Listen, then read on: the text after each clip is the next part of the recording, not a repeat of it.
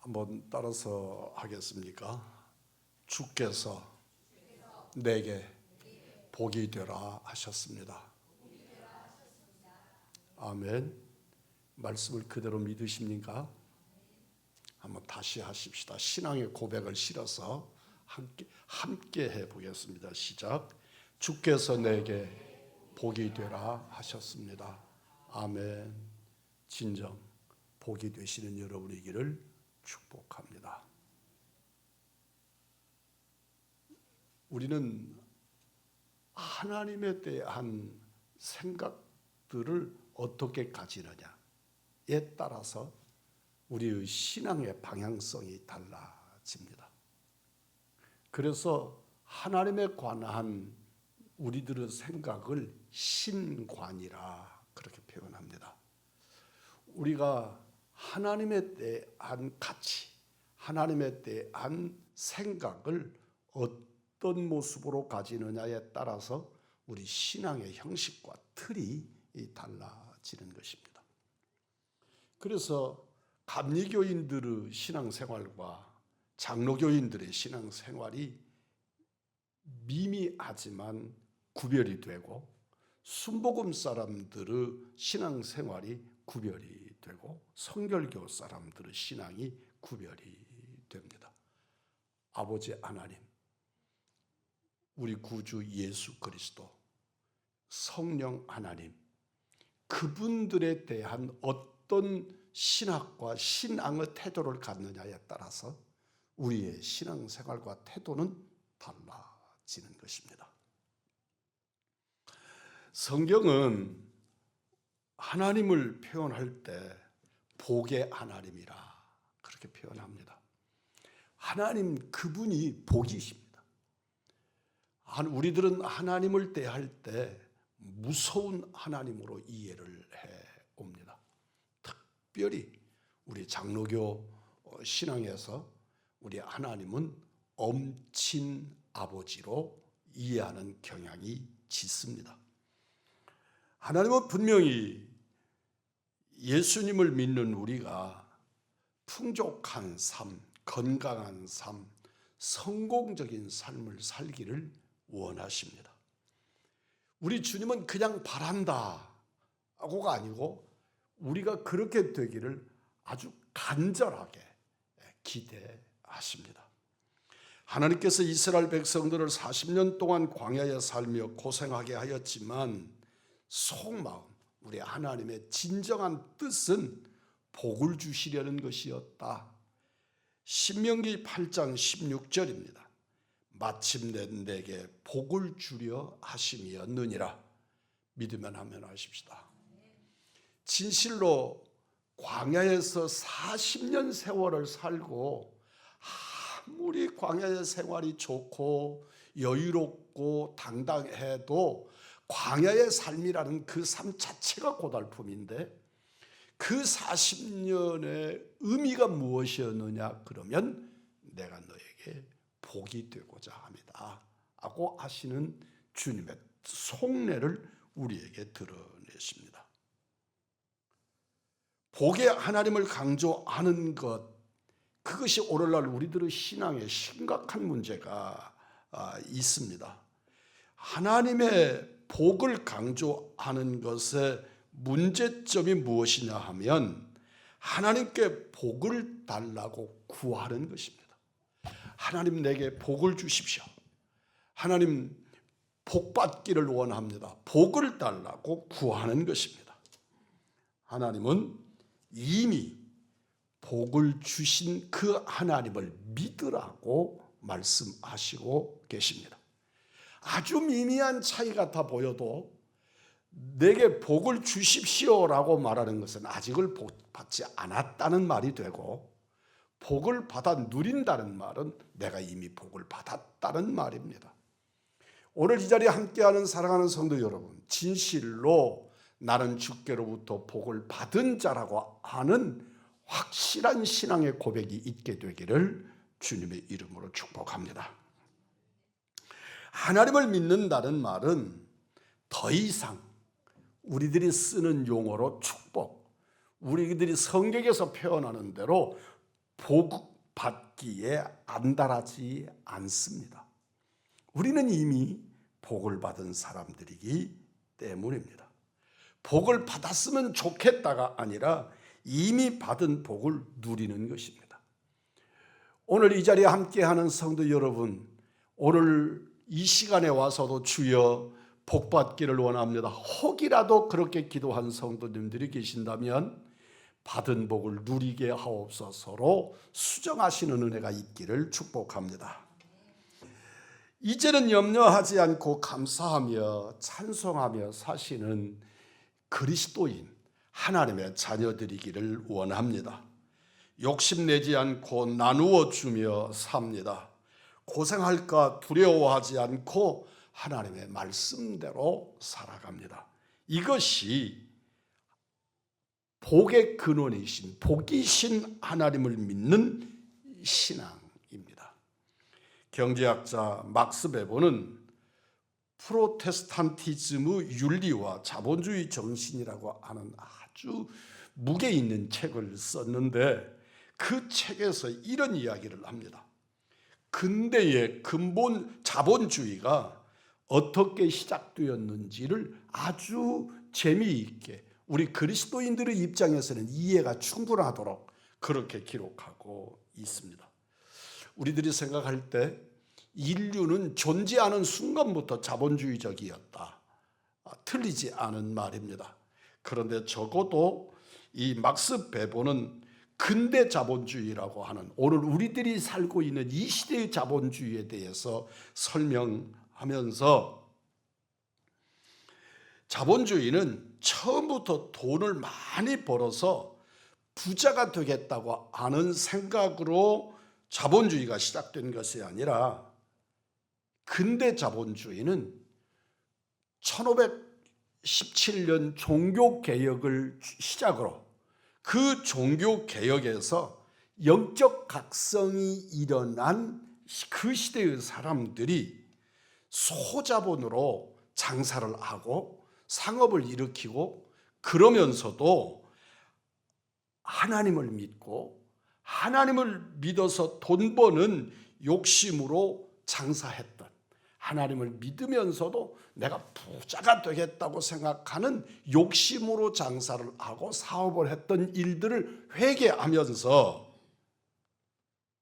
오늘의 근대 자본주의는 비로소 시작이 되었다고 설명합니다. 제가 여러분에게 종종 근래에는 제가 이런 말씀을 못 드렸습니다만 성직의 구분이 없다. 오늘 강단에 서서 말씀을 증거하는 목사는 성직이고 장로의 직분은 성직이고 안수집사 권사의 직분은 성직이어서 교회 안에서 일을 할 때 그는 성직자라, 성직을 가지고 일하는 자라 하는 생각들을 가지고 사는 것이 우리 대한민국에 있는 모든 그리스도인들의 보편적 생각입니다. 그러나 저는 여러분에게 수없이 말씀을 드렸습니다만 여러분이 직장에 나가서 직장 생활하는 거, 그리고 장사하는 거, 사업을 일으키는 거, 그리고 공무원으로서 국가를 위해서 봉사하는 거, 그 모든 것들이 성직이라는 것이지요. 그게 종교개혁자들이 갖는 성직의 개념이었습니다. 내가 장사를 하는데 내가 벌어서 먹고 살고 부자가 되어 살고 경제적으로 부한자가 되겠다. 내가 공부를 하는데 그 공부의 결과가 내가 높은 사람이 되거나 굉장한 이름 있는 사람이 되거나 거기에 목표가 있지 않고 하나님의 영광을 위하여 사업을 하고 직장 생활을 하고 기업을 일으키고 정치를 하고 공무원 생활을 하고 그게 다 성직이다. 그러니까 하나님의 말씀을 증거하는 목사, 장로 그 직분만 성직이 아니고 이 땅에 자기 삶을 위하여 살지만 그 목표가 하나님일 때 하나님의 영광을 위하여 살아가는 모든 사람이 성직자라. 그러니까 내가 직장 생활을 하는데 이 직장에서 이 직장을 통해서 하나님께 영광을 올려드리고 이 직장을 통해서 하나님의 뜻을 드러내고 복음이 전파되고 그래서 하나님의 뜻의 성취를 위해서 내가 사업하고 직장 생활을 한다면 성직자로서 그 자리에서 그 사명을 감당하고 있는 것이다. 이게 종교개혁자들이 갖는 직업관이었습니다. 따라서 하십시다. 나는 성직자로 산다. 아멘. 정말 여러분이 그렇게 살기를 바랍니다. 그래서 일터에서 여러분이 움직이는 것을 바라보고 목사님 바라보듯이 여러분들을 바라볼 수 있게 되기를 원합니다. 진정으로 여러분이 살고 있는 장사하는 사업하는 그 어떤 삶의 현장에서 공부하는 그 현장에서 여러분이 성직자의 삶을 살아드리는 놀라운 역사가 있기를 원합니다. 그래서 종교개혁자들은 장사도 성직이다 확고한 믿음을 가지고 있었습니다. 그 시대에 중세에 장사를 하고 그 중세에 사업을 일으키고 남의 집 종으로 노동을 하고 이러는 사람들을 가리켜서 칼빈이나 등등의 주빙글이나 당시의 종교개혁자들은 철저하게 여러분은 하나님의 영광을 위하여 주의 이름으로 삶을 사는 성직자라고 가르쳤던 것입니다. 가톨릭의 사제들은 뒤집어질 일이지만 당시의 종교개혁자들은 이 땅에 하나님의 영광을 위하여 하나님의 뜻을 위하여 사는 모든 일이 성직인 것을 강조하고 증거했습니다. 그래서 돈을 많이 벌기보다 하나님께 주신 직업에 충실하려고 열심히 일했던 것이죠. 내가 돈을 많이 벌어야 된다. 오늘 내가 2배로 일해서 2배로 벌겠다. 이런 생각이 아니고 오히려 나는 주께서 내게 주신 성직이니 내가 하나님의 말씀을 붙든 그리스도인답게 진실하게 살겠다.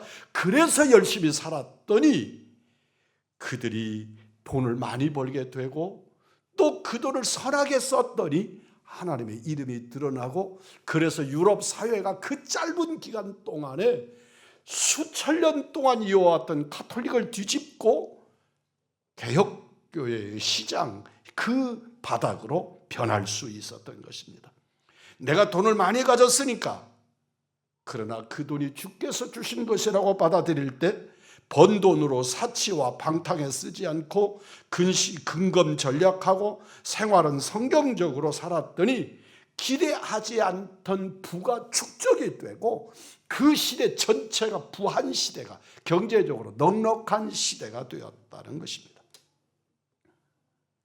놀라운 것은 재미있는 것은 초기 자본가들 중에 목사 집안 출신이 참 많았다는 것입니다.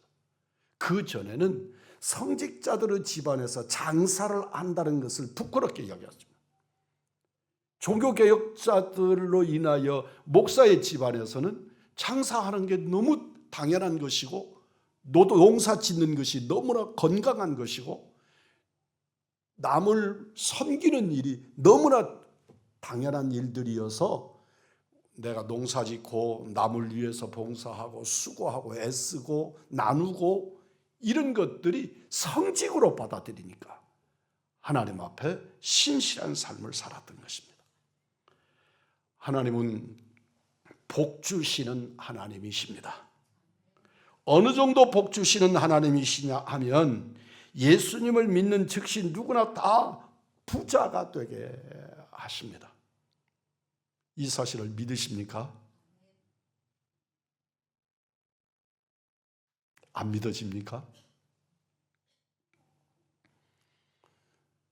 저는 지금은 제자들이 되겠지만 목사 안수하는 그 자리에서 그들을 이렇게 세워놓고 제가 권면을 제 단골 권면을 합니다. 그런데 그 권면하는 말씀이 디모데후서 4장 1절, 2절, 4절 말씀을 기본으로 합니다. 정해놓고 합니다. 그 말씀의 메시지가 무엇인지 아십니까? 나와 함께 고난을 받자는 것입니다. 목사 돼서 부자 되려 하지 말고, 목사 돼서 엄청난 뭔가 세상의 기준으로 이루려고 하지 말고, 주님 가신 그 길 따라 우리 십자가의 길을 가자고 증거하고 권면한단 말입니다. 사랑하는 성도 여러분, 그리스도인들조차도 예수 믿고 자신이 부유해졌다는 사실을 믿지 못합니다. 부유해지기는커녕 가난하다고 생각하는 성도들이 너무 많습니다. 예수 믿고 난 다음에 내 인생이 쪼그라들었다 그렇게 생각하는 사람들도 있습니다. 어떻게 예수님을 믿으면 누구나 부자가 됩니까? 따라서 하십시다. 하나님이 내 아버지가 되셨기 때문이다. 우리 성도들 중에 그래, 그렇게 말할 줄 알았어. 우리 성도들 그렇게 받아들일 수 있습니다. 갈라디아서 4장 6절입니다. 너희가 아들임으로 하나님이 그 아들의 영을 우리 마음 가운데 보내사 아빠, 아버지라 부르게 하셨느니라. 아멘. 여러분은 하나님을 아버지라고 부르지 않습니까? 하나님을 아버지라고 부르지 않습니까? 하나님 아버지 그렇게는 부르는데 아버지 그렇게는 못 불러보셨습니까? 우주 만물을 다스리는 하나님이 아버지시면 뭐 부자라고 하는 말로 표현할 수 없지 않다. 마태복음 6장 25절입니다. 그러므로 내가 너희에게 이르노니 목숨을 위하여 무엇을 먹을까 무엇을 마실까 몸을 위하여 무엇을 입을까 염려하지 말라. 이는 다 이방인들이 구하는 것이라. 너희는 하늘 아버지께서 이 모든 것이 너희에게 있어야 할 줄을 아시느니라. 아버지가 우주 만물의 주인이신데 그분이 내게 있어야 될 것을 아신다고 말씀합니다. 세상에 어느 정도 부자이면 염려 없이 세상을 살 수 있을까요? 그런 부자는 세상에는 없습니다. 그런데 예수님은 우리에게 염려하지 말라고 말씀하십니다. 이 땅에 어떤 부자도 염려 없는 부자는 없습니다. 그런데 주님은 우리에게 내가 너의 아버지이니까 너희는 염려하지 말아라 그렇게 말씀하십니다. 우리가 그만큼 부자입니다. 염려하지 않아도 될 만큼. 이유는 오직 하나님이 내 아버지시다는 것 때문에 그렇습니다. 너희 하늘 아버지께서 이 모든 것이 너희에게 있어야 할 줄을 아시느니라. 있어야 될 줄을 아시느니라. 저는 이 말씀을 준비하면서 환희에 찼었는데 우리 성도들은 그냥 늘 꼭 공식 같은 메시지라고 생각하니까 전혀 얼굴도 모습에도 요동이 없습니다. 많은 성도들이 하나님이 우리 아버지가 되신다는 말에 감동이 없습니다.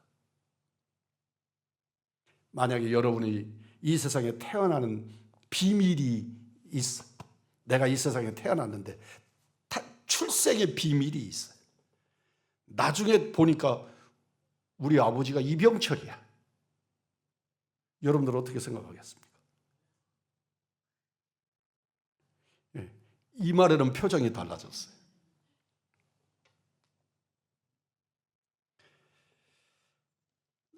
하나님의 말씀, 성경을 보고 믿지 않고 내 지갑을 보고 믿기 때문에 그렇습니다. 하나님의 말씀은 1.1획도 변함이 없는 하나님의 말씀이라고 관념적으로 믿고 받아들이지만 혹시 다른 어떤 사람이 하나님의 말씀을 임으로 바꾸었다 그러면 2단이다 3단이다 난리를 펴겠지만 나는 성경대로 믿지 않고 지갑을 보고 믿는 것입니다. 어떤 고아가 그 주머니마다 순간에 돈이 넘쳐나도록 주머니에게 빵빵하게 돈을 넣었습니다. 그렇다고 그 아이의 인생이 달라지겠습니까? 그 아이의 염려가 사라지겠습니까? 가진 돈 하나 없어도 엄마 아빠의 손을 잡고 가는 아이는 진정으로 염려가 없습니다. 우리 엄마가 얼마나 부자인지, 우리 아빠가 얼마나 고단한지 알 필요 없습니다. 그냥 엄마의 손을 잡고 있고 아빠의 손을 잡으면 아이는 염려가 없고 저 자신이 왕이 된 듯이, 왕자가 된 듯이 당당해지는 겁니다. 부잣집 아들, 딸들이 가진 것이 많아서 부자가 아니라 아버지가 부자이기 때문에 그들이 부자인 것입니다. 우리가 가진 것이 없는 것이 아니고 믿음이 없는 것이다. 확실한 믿음을 붙잡으시기를 바랍니다. 예수님께서 말씀하셨습니다. 누가복음 6장 27절로 29절입니다. 너희 원수를 사랑하며 너희를 미워하는 자를 선대하며 너희를 저주하는 자를 위하여 축복하며 너희를 모욕하는 자를 위하여 기도하라. 너의 입밤을 치는 자에게 젖밤을 돌려대며 내 겉옷을 빼앗는 자에게 속옷도 거절하지 말라. 참 어려운 말씀입니다. 정말 어려운 말씀인데 천지를 지으신 하나님께서 나의 아버지시다, 하나님께서 나를 너무나도 사랑하신다는 것이 믿어지는 사람에게는 이 말씀은 결코 어렵지 않습니다. 어려운 말씀이 아닙니다. 복이 없는 사람에게는 말도 안 되는 말씀입니다. 울분이 가득한 사람에게는 분노밖에 없습니다. 싸우고 동곡하고 부수고 싶은 마음밖에 없을 겁니다. 예수님께서 또 이어서 말씀합니다. 마태복음 7장 24절로 26절입니다. 그러므로 누구든지 나의 이 말을 듣고 행하는 자는 그 집을 반석 위에 지은 지혜로운 사람 같으리니 나의 이 말을 듣고 행하지 아니하는 자는 그 집을 모래 위에 지은 어리석은 사람 같으리니 하나님의 말씀을 말씀대로 붙드는 사람, 그리고 그 말씀이 내게 주시는 레마의 말씀으로 받아지는 사람, 그는 지혜로운 사람 같다. 지혜의 말씀으로 받으시기를 축복합니다. 여러분은 사업하거나 가게를 낼 때 어떻게 해야 할까를 알기 위해서 성경을 보십니까? 기도하십니까? 어떻게 직장 생활을 해야 하나 궁금해서 성경을 보십니까? 하나님의 아버지이심을 믿는 사람은 하나님의 말씀대로 하는데 무슨 두려움이 생겨나겠습니까? 말씀을 읽고 말씀의 인도함을 받고 기도하고 응답받고 하나님의 뜻을 분별하고 묵상하고. 그래 여러분, 세상의 가치로 좋은 직장을 가기 위해서 애를 쓸 뿐 그 일을 위해서 기도하고, 아무리 좋은 직장이라도 주를 위하는 일에 방해가 된다면 나는 멈추겠다는 생각을 해본 적이 있으십니까?